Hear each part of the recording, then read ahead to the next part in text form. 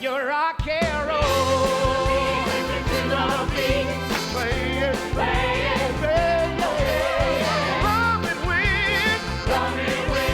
The first time we put this in front of an audience in La Jolla and the audience went wild, I thought, oh wow, there's really something here that audiences really respond to. People loved it because it was a story, but it was a story that mattered. You know, you're talking about turbulent times of the birth of rock and roll, the birth of civil rights, you know, of looking at, like, it's a modern look back 60 years ago of what was happening. You know, and that's how I looked at the music. I didn't study the 50s. I didn't study that stuff. I just went, you know what, I'm going to go with what I feel.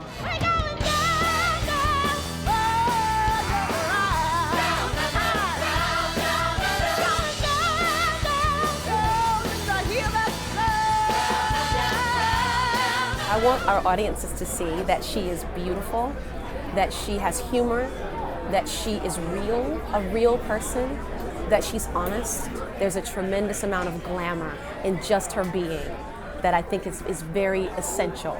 And of course, her sound, what her sound is, how she communicates what she feels through her music. Honestly, the thinking about, like, does the show need stars, lasted for about 20 seconds. When we were about to come to Broadway, the producing team and the creative team and I sat down and said, you know, do we need them? And then 20 seconds later, we all said, no, we want Chad and Montego. We feel like they're the best people for these roles. The greatest thing with Chad and Montego, first, when we auditioned, I knew that they were right because they both understood where I was coming from. We had a tremendous amount of input.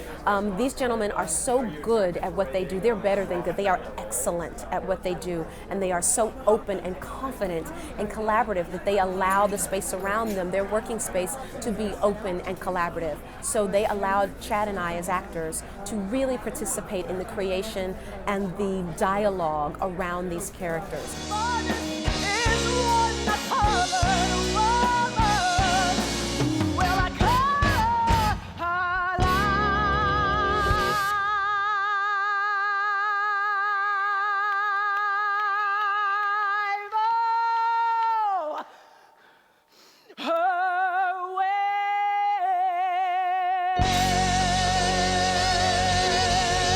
I think the good thing about American musical theater is it is a moving target. I think you can't have your finger on the pulse. You have to always be going like, where's the next thing coming from and who's the next great voice?